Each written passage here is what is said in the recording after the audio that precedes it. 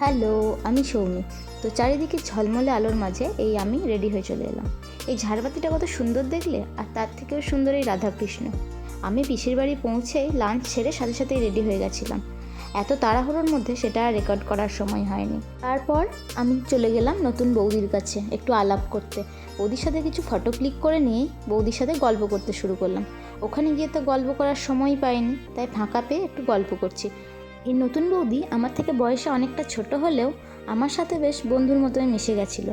তাই আমরা সারা দিন কী হয়েছে সেগুলো নিয়েই কথা বলে নিচ্ছিলাম, আর জেনে নিচ্ছিলাম সারাদিনে কী মজার ঘটনা ঘটেছে।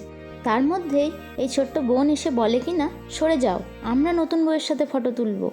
আর কী বা করার, তাই চলে এলাম একটু রিলস বানিয়ে নিতে।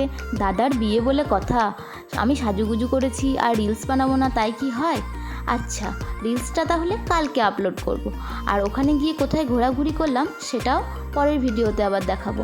পিসির বাড়িতে আমার সব থেকে পছন্দ হয়েছে এই ঝাড়বাতিটা, আর রাধাকৃষ্ণ তো প্রায় সকলেরই প্রিয় জানো, তাই তোমাদের সাথে আরও একবার ভালো করে শেয়ার করে দিলাম।